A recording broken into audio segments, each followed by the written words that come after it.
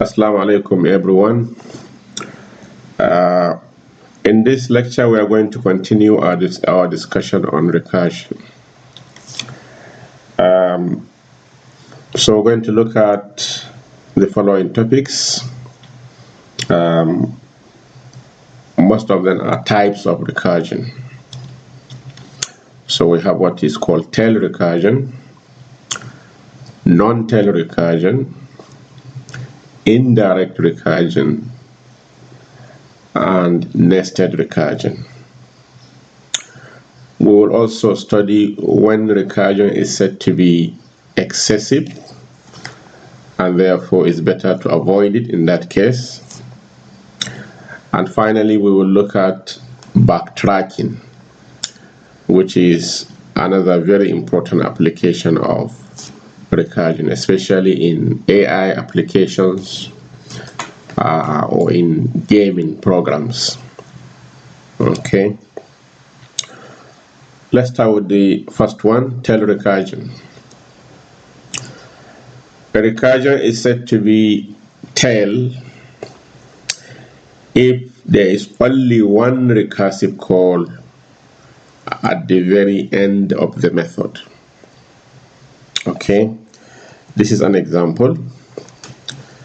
See here it says if I is greater than 0, print I and then make a recursive call with I minus 1. So there's only one recursive call, and it is in fact the last statement in this method.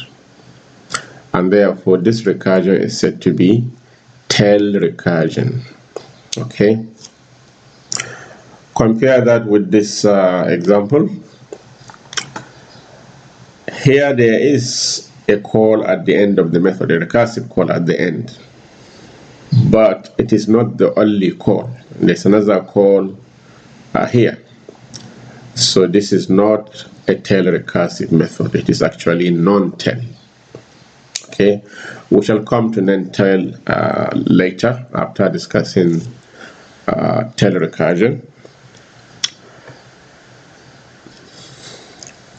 Now, tail recursion is actually just a glorified loop. Okay, in other words, it is simply a loop that is made to look very important, and really there is no need for it.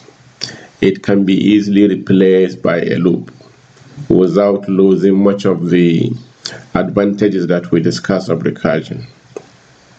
Okay, let us consider the tail recursion we just saw in the last slide and see how you may convert it to a loop. This is the iterative version of this recursive method, because actually what this method is doing is simply going to print I from 1 until n, for example. Suppose you come in with 4, so it will check, yes, I, which is 4, is greater than 0, so print the 4 and then make a call with 3. So you come in with 3 is still greater than 0, so print the 3 and then make a call with 2, and so on. When you come with 1, yes, 1 is still greater than 0, so we're going to print it and then make a call with 0. But if you come in with 0, 0 definitely is not greater than 0, so the recursion will stop. So this can be easily done with a loop. So here we just say, assuming the I here again is 4, we just say as long as I is greater than 0, print the I and then decrement I. Okay, so this looks even shorter than this one, and really no clarity is lost in this one compared to this. So if your recursion turn out to be a tail recursion, really you don't need it. You can easily replace it with a loop. Okay, this is the point. So that's what I'm asking here. Is there any advantage of using tail recursion compared to iteration or loop? It says for a language such as Prolog, which has no support for loop. Okay, there are languages that they don't have any loop, no for loop, no while loop, no loop at all. So for those, yes, recursion may be useful because that's the only way then to simulate loop. However, for languages that support loops like Java, there is really no advantage of having a tail recursion. Okay, and therefore it is not a recommended feature. If you write your method and it turns out to be tail recursion, simply replace it by a loop. There is no advantage at all. Okay, so this is the point of discussing this one. Let's move to the type where you really need a recursion. Non-tail recursion. Okay, we saw this example earlier. What do you think will be the output of this little recursive method, assuming you call it with tree? I normally ask this question to students and I get all kind of responses. Okay, see, if you call it with 3, it will make a call with 2, and then it will print the 3, and then make a call with 2 again. The question is, what is the answer? What is the output, the overall output? Okay, many students will tell me 2, 3, 2, and so on, all kind of responses. Now the answer may actually surprise you. Let's try and see what will be the answer, or what will be the output. The best way to trace the output of a recursive method is to actually draw its recursive tree. So how do you draw a recursive tree for a recursive method? Simply follow the statements. So suppose we call with 3, we said, so initial value of I is 3. Obviously 3 is greater than 0. So here there are 3 statements inside this if statement. 1, 2, 3. So if you are drawing a recursive tree, what you will do is you're going to draw a branch, okay, for each of those 3 statements. So therefore, for a call with 3, we're going to have 3 branches. A call with 3 minus 1, which is 2. A printing of 3, system.out, the print will simply print the 3. Okay, printing of I, well, I is 3. And then a call with 2. Alright. Now obviously, as we learned, once there is a call, all the statements below that call are going to be delayed until that call is done with. So the system is going to delay the printing of I, it's going to delay this second call, and it will try to execute this call with 2. Okay. Now 2 is again greater than 0. Therefore, we're going to have another 3 branches. A call with 1, printing of the 2, I is 2 this time, and another call with 1. Okay, so we're going to have these 3 branches. Okay, also later on, there will be another, the other call with 2 will also involve the same set of statements. Okay, but this will be delayed until later. Okay, I'm just showing you the full tree. When we look at the output, we will see exactly how the method actually will do the printing. Now, let's come back here. Here again, there is a call with 1, and 1 is definitely greater than 0. So obviously, there is going to be another 3 branches. A call with 0, printing of the 1, and a call with 0.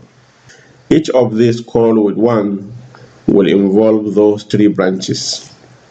Therefore, you're going to have something like this. A call with 0, printing of 1, a call with 0. The same thing here. Call with 0, printing of 1, call with 0, and so on and so forth. Okay. Now, let's look at this call with 0. Obviously, 0 is not greater than 0. So we are not going to enter the if statement because this condition is false. And there is no else part, so there is really nothing to do. So this call with 0 will not do anything. So after finishing that, it will go and do the printing. So it will print 1. So you can imagine, therefore, the first output by this method is going to be 1. So it will print 1. System.out.print 1. So it's going to print 1. Then now it can go and do the other call with 0, which again will not do anything. Okay, so at that point, this call of 1 is finished. So it is going to go back and do the printing of the 2. So it means after printing 1, actually the next output to print is 2. Okay, then after that it will go and do the other call with 1, which will involve calling with 0, which will not do anything, printing of 1, and then nothing here. Which means this call with 2 actually involves printing of 1, 2, 1. And we are done with it. So we can now go back and print the 3. Alright? Okay, once we are done with 3, we will go and do the other call with 2. So this call with 2 will do exactly like this one. In other words, it's going to print 1, 2, 1. And therefore the output when this method is called with 3 is actually 1, 2, 1, 3, 1, 2, 1. Okay, like that. Let me just show you this program live so that you can see what is happening actually. This is the method I already ran it, but let's run it again. Okay, let's see the method. I added it to the Lab 6 project, so you will see it in Lab 6 project. This is the non-tail. Let's see the method. Okay, you can see it's exactly as we have it there. It will make a call with I-1, print the I, and then make another call with I-1. So suppose you call it from the main with 3. You say non-tail 3. What is the output? Run it. Okay, you can see the output 1, 2, 1, 3, 1, 2, 1. All right, let's call it again. Let's say with 4. I'm sure you can guess what the output is going to be. It's going to be call with 3, so all those output we saw, then the printing of 4, and then the other call with 3. So the output is going to be something like this. Okay, as you can see, this was the call with 3. So then it will print 4, and then make another call with 3. So all this will be repeated. Yeah, so this is what I'm saying. If you call with 4 instead of 3, this is the output that you're going to see as we just saw there. The question is, can you write an iterative version of this method, a loop version? Just imagine how you will write it. It's really going to be very, very difficult. So basically what we're saying is non-tail recursion are really the recursive method that you need, because they will take off much of the problem from you, the programmer, and make the computer do the work. Okay, each of this call, as we already learned, will involve creating activation record and saving them in the runtime stack. Okay, and so the system is doing a lot of job for you instead of having to do it yourself. So you simplify the coding by doing it with recursion. Okay, we're going to take another example. See, another example of non-tail recursive method is the following. Okay, it's called reverse. It will read a character, and then it will check if the character is not the enter key. The enter key is /n. Okay, it will make another call, so it will make a recursive call and then print the character ch. Can you imagine what this program is doing? As the name suggests, actually what it does is it allows the user to enter something on the keyboard. For example, if the user enters salam and then he press enter, okay, instead of him seeing salam printed on the screen, it will actually print malas.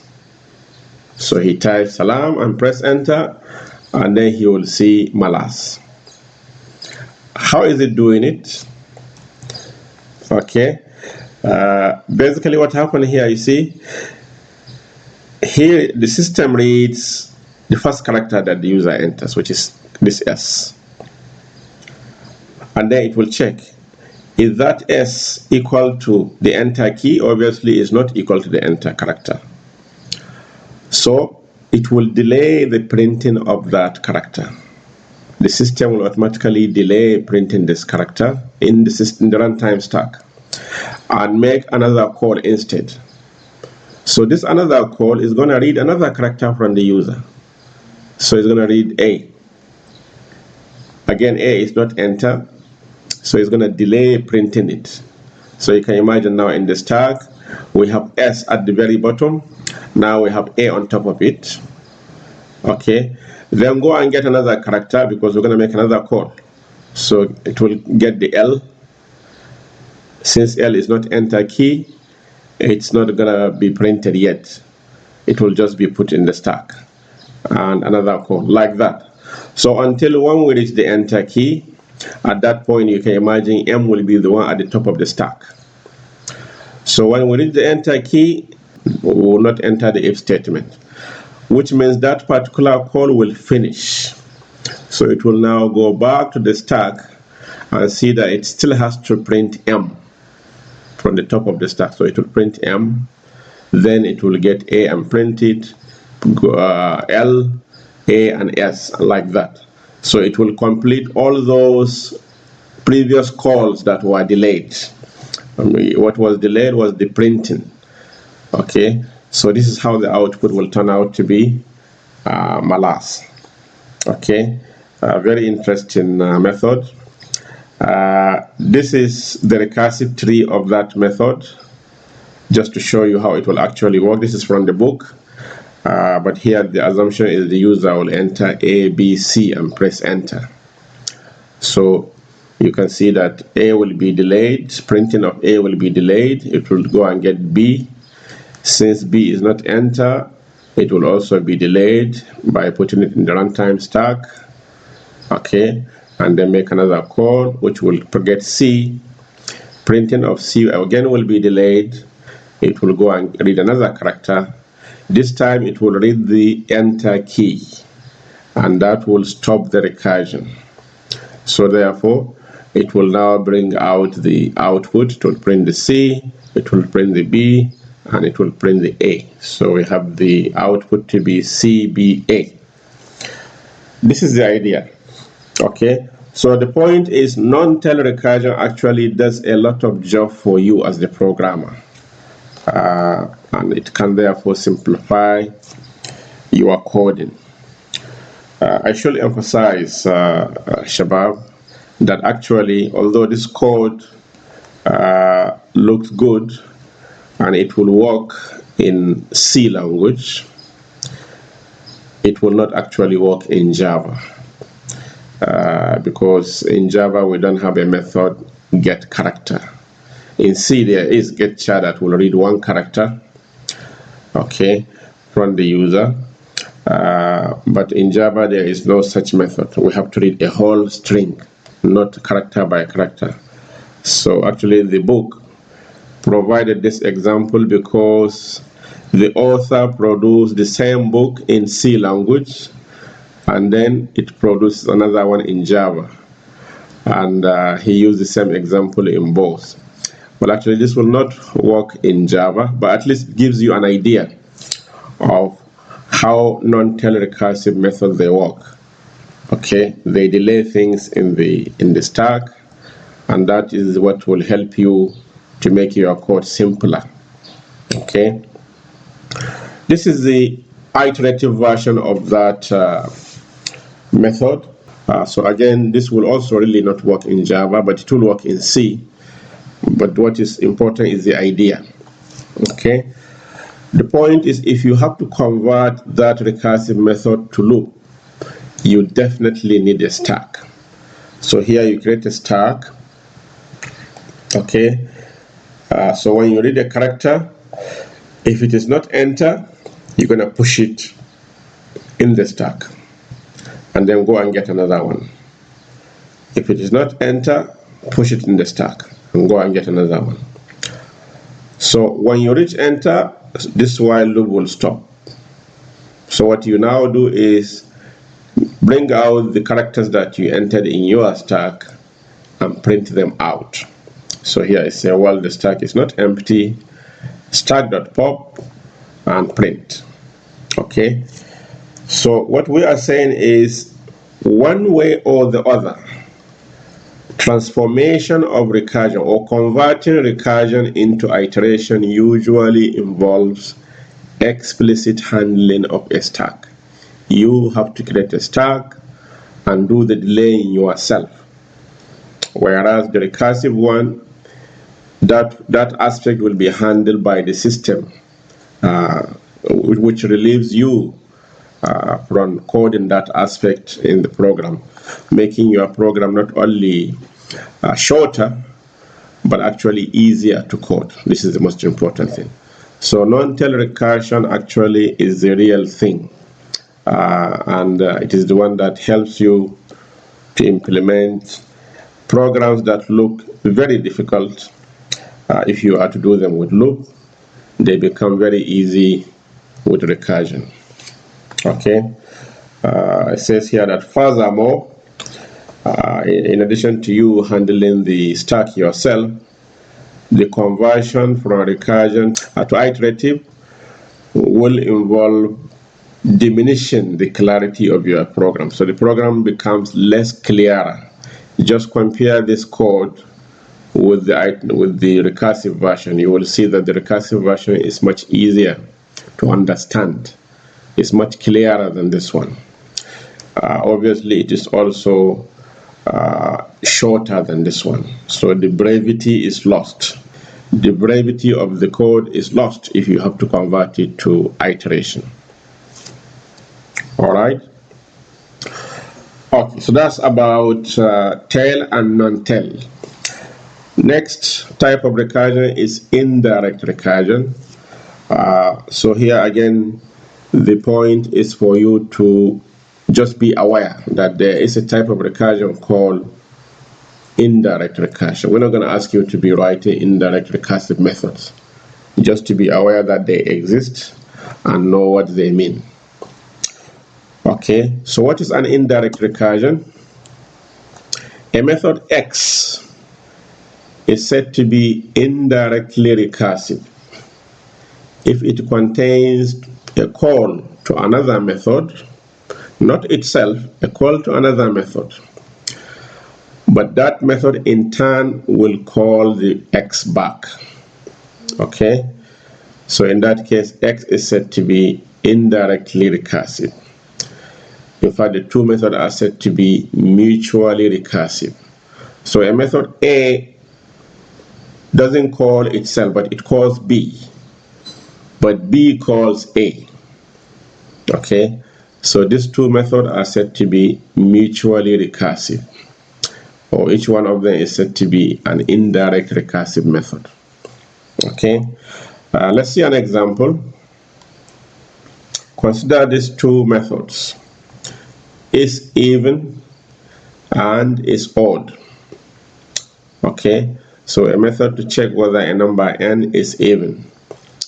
It says if n is 0, then definitely it is even, so return true.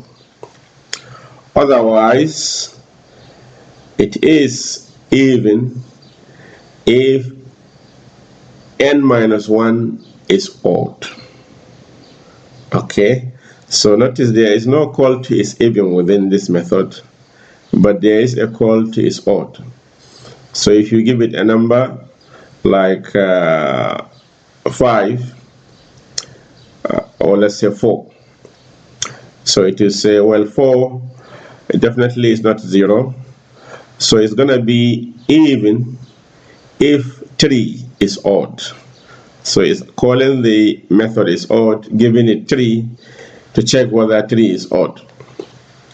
Okay, let's see the is odd method. Is odd will receive a number, and it is saying it is odd if it is not even. So return true if not even n. So so it's odd. Again, it's not gonna do the job. It's gonna call back the is even. Okay. Eventually the solution will be found, because each time the is even is called, the is odd is called, the number is being reduced by 1. So eventually we will reach 0. Okay, and we will find whether the answer is true or not. All right, so obviously nobody will implement is even and is odd like this. It doesn't make sense to implement them like this. You can just use an if statement, check the remainder. But the point is just to show you what is meant by an indirect recursive method. I think the next example will show you a more reasonable way of having indirect recursion. Let's look at this example. See, another example is the 3 methods that are used to receive information by a computer over the network. And the 3 methods are receive, decode, and store. Okay, let's see what each of these will do. Receive is the one that will actually capture the incoming information and save it, let's say, in a buffer. Okay, buffer is usually a small array that is used to put the input temporarily. So it will be receiving information from the network, and it will be saving it in the buffer until it reaches certain size. Maybe when the buffer is full, then it will call decode. So what will decode do? Decode will convert this information into the form that is understandable by this particular computer. As you know, information is generally sent in terms of zeros and ones. There are many different ways you can encode information before transmitting it over the network. So when the information reaches its destination, the concerned destination machine has to decode it back to the original format so that it is readable by a human user. So this process is called decoding. Okay, so there is a method that will do that. It will convert the information received into legible format. Then the decode will call the store. So store will save the information now in a file. And then the store will call receive back. So the receive will receive again, call decode to decode, and decode will call the store to save the file. Okay, so you have basically a sequence of calls like this: receive, decode, store, receive, decode, store. These methods definitely are not recursive on themselves, but in fact they are indirectly recursive. Okay, yeah, so this is a good example. This is possibly how you may implement these methods. These are just algorithms, not Java code, so just take note. So for example, the receive will be using a buffer. So as long as the buffer is not filled up, if information is still coming, get the next character and put it in the buffer. Of course, if the information stops coming, you can exit immediately and then call the code. Okay, so there are two ways we can call the code. Either the information stop coming or the buffer becomes full. So either way, after some time, we're going to call the code. Give it this buffer, go and decode the information in the buffer. This is basically what the receive will do. The decode will decode the information in the buffer, okay, and pass the information that has been decoded to the store method. So the store method now will transfer the information from the buffer into a file, empty the buffer, and call receive again with that buffer. Okay, so the receive will start on the process all over again. This is a very good example of indirect recursion. Okay, good. Another type of recursion is nested recursion. So nested recursion occurs when a method is not only defined in terms of itself, but it is also used as one of the parameters. So there is a method called as part of the parameter of the method. Okay, that is called nested recursion. Again, we're not going to learn nested recursion. This is just for you to be aware. There is something called nested recursion. This is an example. So we have this function hn. It says if n is 0, just return 0. If n is greater than 4, just return n. So far there are no recursive calls. These are just basic cases. But if n is less than or equal to 4, then h will be 2 plus h of 2n. Now you can see the recursive call is being part of the parameter of this call. So if you have something like this, it is called nested recursion. Okay, this is the idea. This example shows you how to actually compute the value of h for different values of n. I'm sure you can follow and see how they are computed. Okay, another example of nested recursion is the famous Ackermann function. This is a very important function in mathematics. It was suggested by a guy called Wilhelm Ackermann in 1928. This is the Ackermann function. It takes two variables, n and m, and it is saying if n is 0, then just return m plus 1. If n is greater than 0, but m is 0, then just return a of n minus 1 m. So far there is no nesting. This is just a normal recursion. But look at this one. A of n m is a of n minus 1, comma, a of n m minus 1. So this is the nesting. If you have a call as part of parameter to another call, you have nested recursion. So this function is a nested recursive method.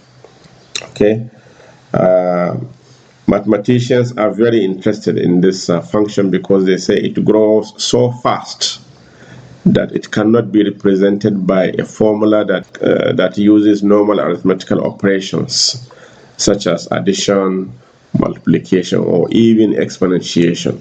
There is no way you can represent this function as a formula.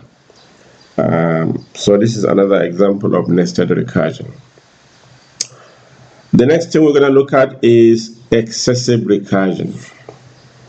When can we say recursion is excessive, and therefore it should be avoided? It says logical simplicity and readability are used as an argument for supporting the use of recursion.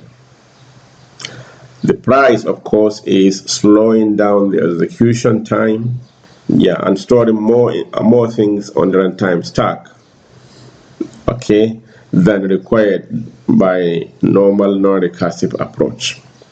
The question is, At what point should we reject this logical simplicity and readability because the expensive is too much in terms of time and memory? This is the idea of excessive recursion. Let's see an example. A good example of excessive recursion is the Fibonacci sequence. Okay, we all remember the Fibonacci method. Okay, it says if n is 0 or 1, just return the n. Otherwise, return the sum of the two previous Fibonaccis. Okay, which is the method we saw in the previous lecture. Now, this method actually is a terrible method. To see why, let us see its recursive tree. Okay, so the method is simple and easy to understand, but it is extremely inefficient. And to see why, let us just compute Fib of 6, Fibonacci of 6. Draw the recursive tree to do that. This is the recursive tree. Just to compute Fib of 6, we have this big recursive tree. Let's go through it.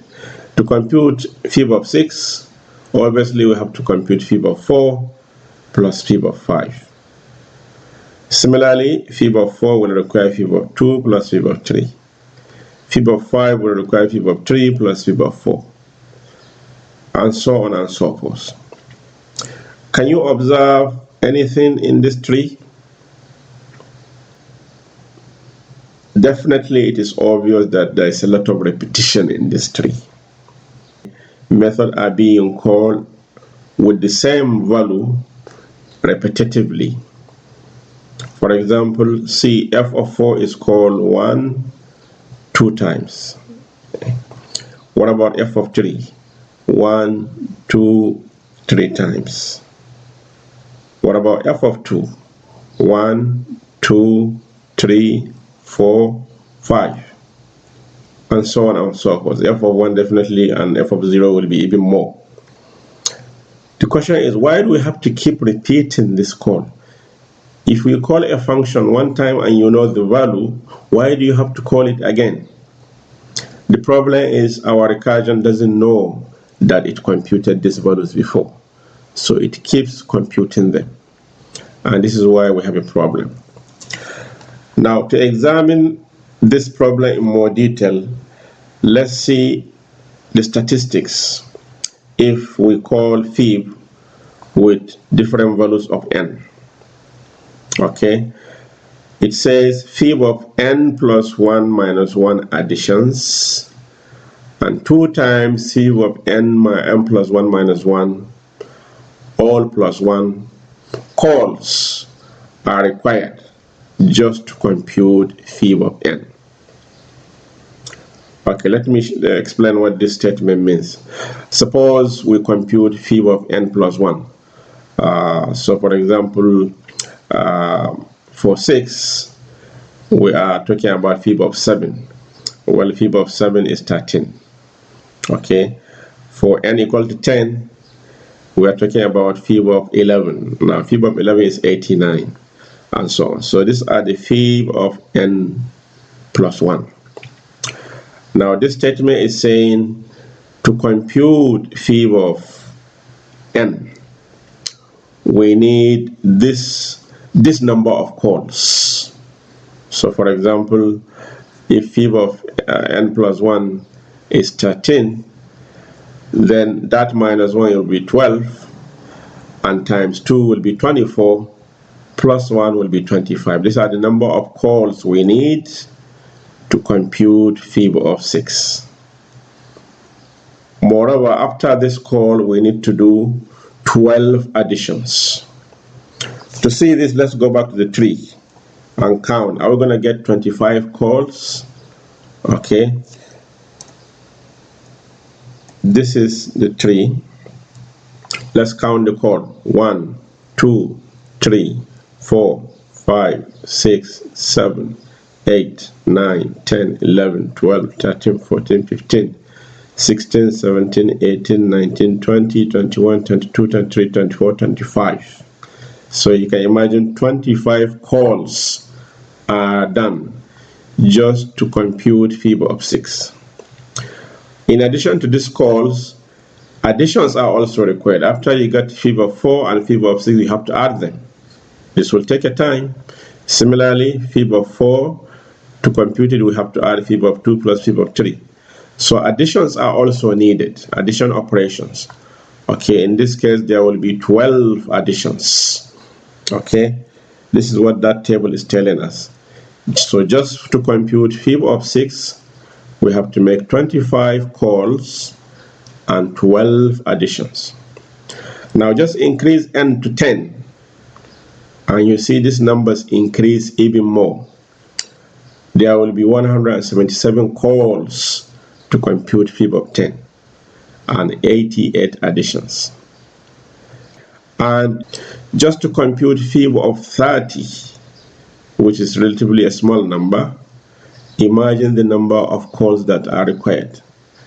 2 million, almost 700,000 calls. 2,700,000. And then over 1,300,000 additions. This is terrible. This is really very bad. Very soon you will run out of memory actually. Because remember, each call will require creating an activation record. Okay, so not only the program will be slow, you could soon exhaust the memory of the computer. So this by all means should be avoided. No matter how nice the method look, how easy it is to implement, and how readable it is, in this case it is not worth it to spend this amount of time and memory in order to achieve that beautiful code. Okay, so this is the point. There are cases where really recursion should be avoided by all means when it is very excessive. Let's see an iterative version of that method. This is the iterative version. Okay, again, if n is less than 2, meaning if it is 0 or 1, just return the n. Otherwise, you just need to define these variables: I equal to 2, temp, current, last, and then you need a small for loop. As long as I is less than or equal to n, temp becomes current, current plus equal to last, last equal to temp. Okay, at the end of the loop, you return current. This will compute the fib of n. Now, I know it looks less clearer, in fact, much less clearer than the other one. But if you compare it in terms of expensiveness, this is the comparison. You say it takes only n minus 1 additions. So if n is 6, we only need to do 5 additions. Okay, if n is 20, we have to do 20 minus 1, which is 19 additions. Okay, we will also, in each iteration, there are 3 assignments being done here. As you can see, one assignment, another assignment, another assignment.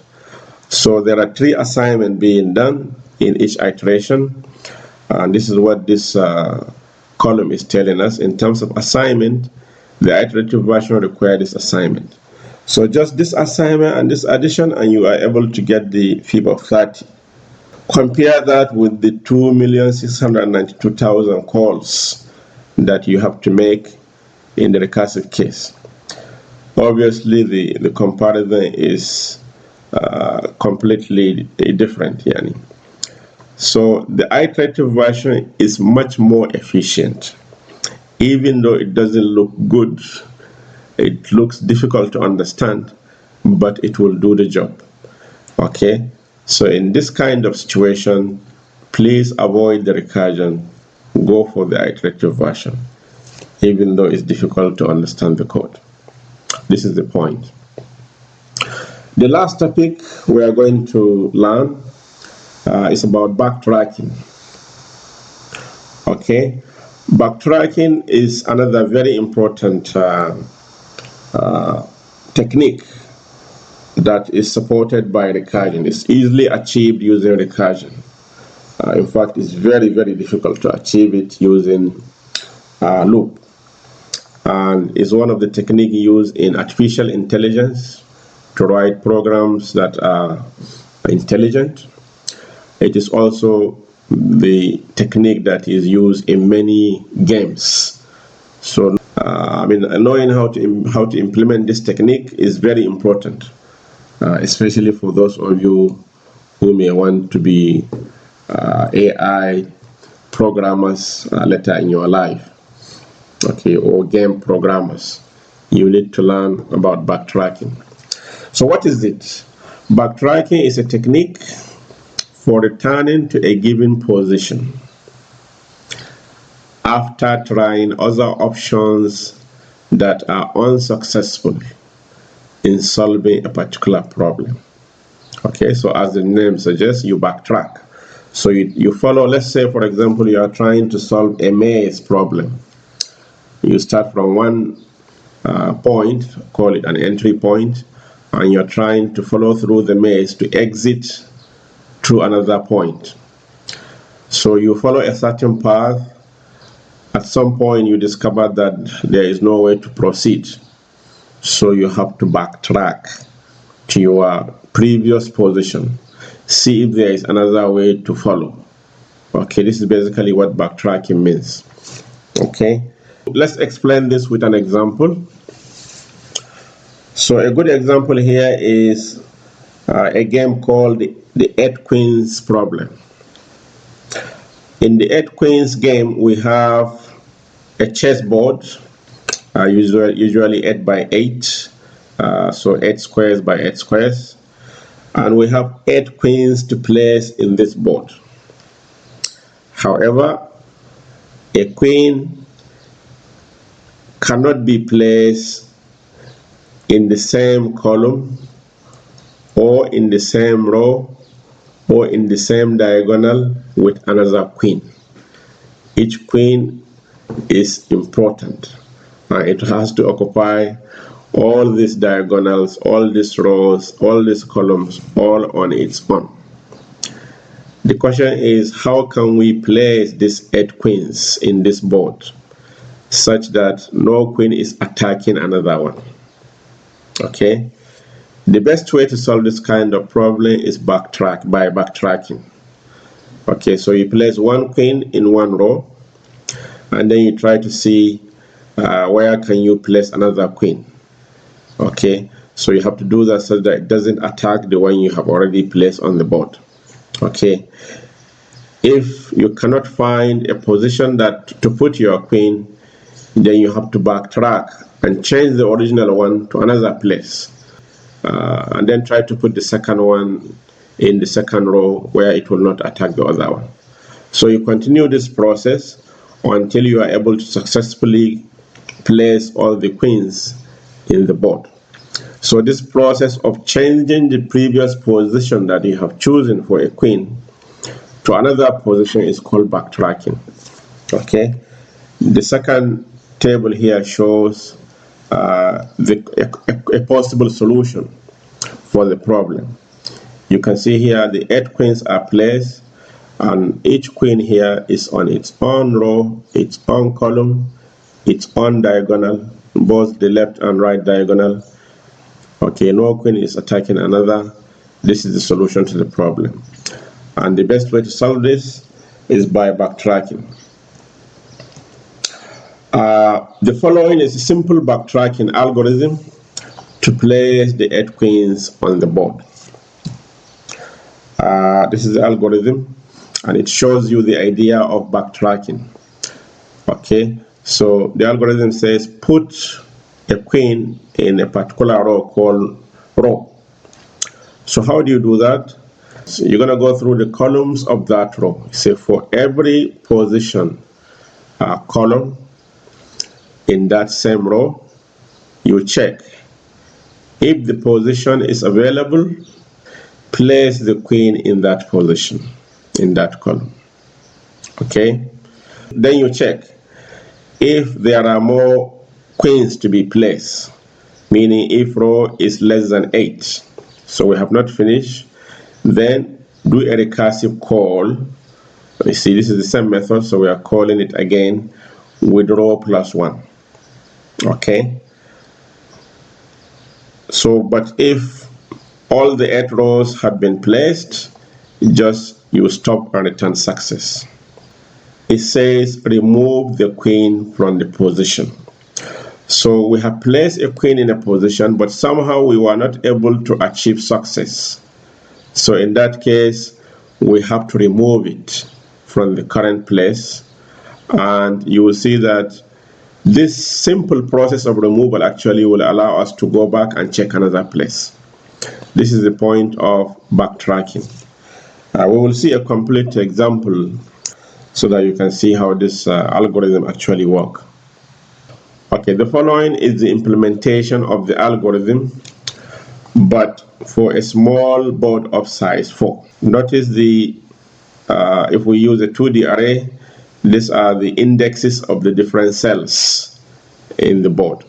Okay, 0, 0, 0, 1, 0, 2, 0, 3. So this is the row number 0, and these are the column numbers. Okay, 1, 0, 1, 1, and so on. Now there is one important point to note in this board. If you add the row index plus the column index, you will always get a fixed amount of value. For example, here, if you follow this left diagonal that is indicated, 2 plus 0 is 2. 1 plus 1 is 2. 0 plus 2 is also 2. Okay, so it means this whole diagonal can be represented. Let's say if you are using 1D array, you can replace it with just one cell in the 1D array. Okay, cell number 2. Similarly here, if you notice this left diagonal, they all add up to 3. 3 plus 0, 2 plus 1, 1 plus 2, and so on. Similarly this one, 1 plus 0 and 0 plus 1, they are both 1. Okay, so in other words, this diagonal, the left diagonal, you can represent them with 1D array, and there will be 1, 2, 3, 4, 5, 6, 7 of them. Okay, there will be 7 elements in your 1D array, so it's going to be basically from 0 to 6. Okay, similarly the right diagonals, they also have a peculiar property. If you notice, if you do row number or row index minus column index, you will always get a fixed number. For example, 2 minus 3 is minus 1. 1 minus 2 is minus 1. 0 minus 1 is minus 1. So all of this will give you minus 1. Similarly, this will give you minus 2. This will give you minus 3. Okay, this will give you 1. 3 minus 2 is 1. 2 minus 1, and so on. So essentially, again, there are 7 right diagonals, and they range from minus 3 to 3. So we can use a 1D array to represent them, 1D array of size 7. However, we have to normalize them because the array index starts from 0. So we cannot have minus 3 to 3. But we can have 0 to 6 if we add a normalization factor, let's say 3. Okay, so then they will be from 0 to 7 as well. So these 2 important points are going to be used in the implementation of the algorithm. 3 observations. Number 1 is to note that there are 2 times size minus 1 diagonals. So this 7 actually that we said there are 7 diagonals is just because the array, the size of the board is 4. So 2 times 4 is 8 minus 1, 7. Therefore, for an 8 by 8 board, is going to be 2 times 8, which is 16 minus 1. So there are going to be 15 diagonals and so on. So this can be generalized actually. The number of diagonals involved can be generalized. And then as we saw, the left diagonals, the row index plus column index, if you add them, they will always give you the same value. Okay. Similarly, if you subtract for the right diagonal, row minus column, the difference is always going to be the same. Okay, for this we don't have to do anything because the values are going to start from 0 to the number of diagonals that we're going to have. But for this one, we have to do a kind of normalization. Okay, so with this idea, this is actually the code for the backtracking example. I'll try to be very brief because really we're not going to ask you to write backtracking method. The idea is just to show you how backtracking method are written using recursion for those of you that in future will want to get involved in this field, especially in the AI field or in the gaming programming concept. Okay, so here we define a number of variables in a class called queens. I have added this class actually to lab 6 project, so you can run it yourself to see how it works. But briefly, this is the idea. We define a Boolean variable available, initially true, because we're going to assume all cells are available. Okay. Okay, we're going to start with a board of 4 by 4. So we define a variable square here equal to 4.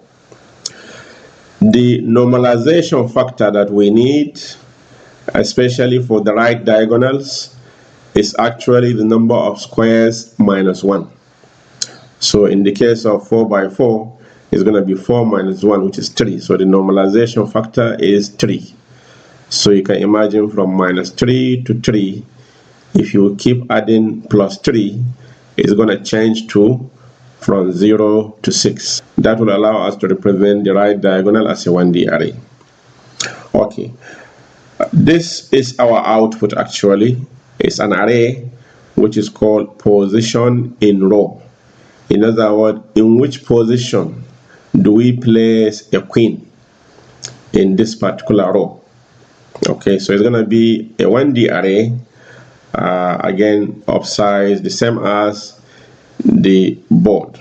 Okay, so for a 4 by 4 is going to be an array of size 4.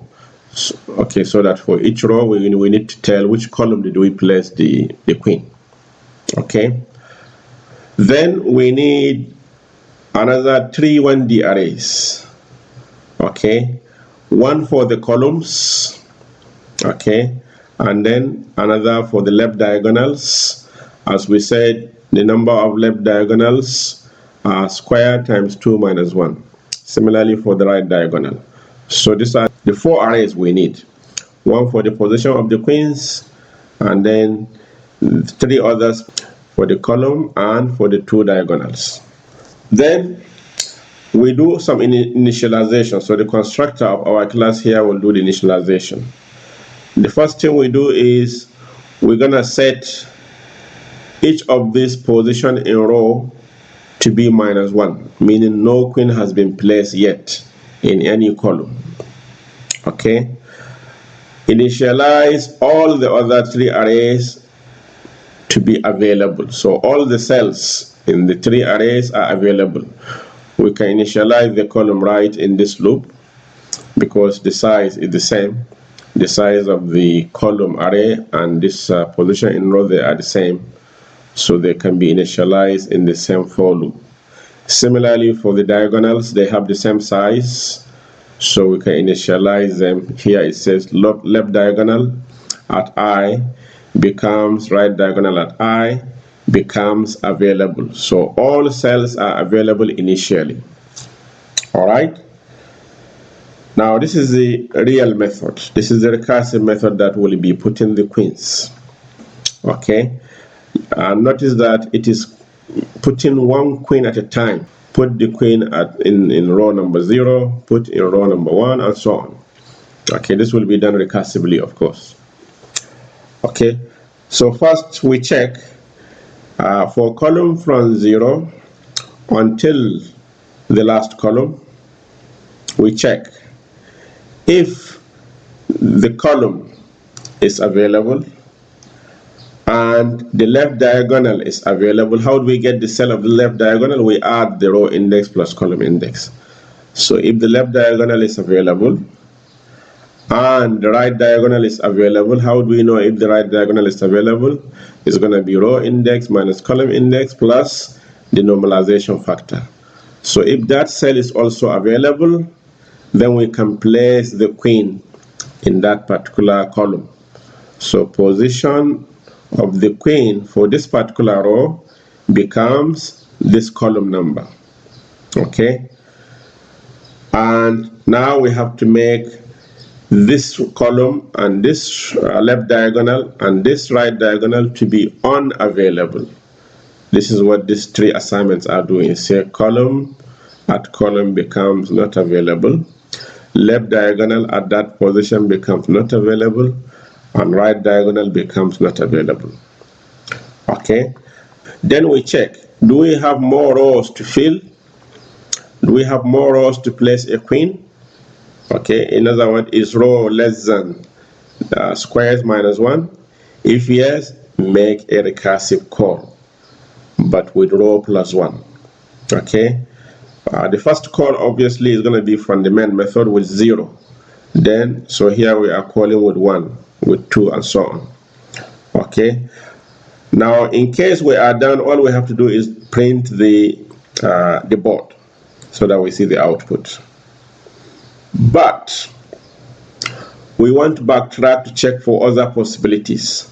So the way to do that, this is the point of backtracking, Shabab. The cell where we place the queen now have to be backtracked. How do we backtrack? By making them available again, and then repeat the process. Okay, so this is basically how the backtracking works. It looks a very simple and easy method, but it will achieve the desired result. In the main method, all we have to do is create an object of the queens class and call the putQueens method starting from 0. It will find all the available solutions. Okay, and at the end of the call, print how many solutions were found. Okay, just to show you how this method will actually work, and probably this is the most important part of this topic, because I'm not really expecting you to understand that code seriously, but at least you should understand the concept. So please, even if you don't understand the previous code, make sure you understand what we're going to explain here. It said the following shows the changes to the board leading to the first successful configuration. So the point is you place the first queen in this cell. Okay, so this row initially is done. Now try to place the second queen in the second row. Obviously it cannot fit here because it will be clashing in the same column with the other queen that you have already placed. Similarly, if you attempt to put it here, it will be clashing diagonally with the queen that you have already placed in the first row. But it seems if you put it here, you will be fine. Okay, it will not be clashing in this row, not in this column, not in the right diagonal, not in the left diagonal. So this looks good. But we're going to have a problem, because if you try to place queen number 3, here it cannot fit because it will clash. Here it cannot fit because it will clash diagonally with this one. Here it will not fit because again it will diagonally, it will clash in column with this one. It cannot fit here either because they will be in the same right diagonal. So you have exhausted all the cells without being able to place a queen. So what is the solution? At this point we have to backtrack. Okay, backtrack means try to put this 2 in the next position and see. So it was successful here, but it being here led to unsuccessful placement of the next queen. Therefore, the problem is with the way we place this one. So try to push it forward. So if you push it forward, it is fine still here compared to the other one. And now attempt this third row again. I mean, there's an issue here because it will be clashing with this one. But this time we are able to successfully place it here. But when you try to place queen number 4, you're going to have a problem again. Okay, it is clashing here, clashing here, clashing diagonally here, and clashing here. So there is no way to place queen number 4. So again, we have to backtrack. Okay, this time, if you try to place 4 here, it will clash. Here, it will clash. So you have to backtrack even back to 3. All right, and even that will not help you. In fact, you have to go all the way back. You have to backtrack all the way back to the first queen. Okay, if you place it here, okay, then you will see that eventually it will succeed. This is basically the idea of backtracking, going back to a previous position to look for another option if you find that the current option that you have chosen has led you to an unsuccessful solution. And we saw the way to do that with that particular method. It's basically after you accepted a particular option, later on you have to reject it within the code itself. Okay, and it can be easily achieved using recursion, as we saw in that example. I'll just show you the program. Let us try to run it. I have it here in lab number 6. I have added it. Queens, this is the same example you are seeing. Let's run it with the board as 4. So a 4x4 board. If you run the code, you see that these are the 2 solutions that are actually possible for a board of size 4. Okay, this is exactly the solution that we saw there in the slide. Okay, but there is another solution, which is placing the queen here. Now suppose you increase the board size to 8, or even let's say 5. Okay, if you update it to 5, so we have a 5x5 board, you see that we will get more solutions than if it is just 4. Okay, so we have about 10 different solutions for a board of size 5. These are all correct positioning for the queens in a board of size 5. Actually, for a board of size 8, we will have even more valid solution. We have 92 possible solutions. Okay, these are the possible solutions for a board of size 8. 92 possible solutions. Okay, all this, if you check them, they will be valid solution. You may be asking perhaps, how are we computing the solution? Actually, we are using this variable, how many. Okay, so in the put queen, when we find a solution, we update that how many by 1.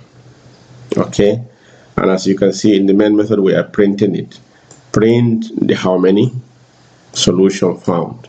Okay, so those of you that are interested can study this code to see how backtracking methods are implemented. But really, we're not going to ask you to write backtracking methods. The idea is just for you to be aware that backtracking is one of the important techniques that is implemented using recursion. Yeah, so this basically brings us to the end of this lecture. Thank you very much.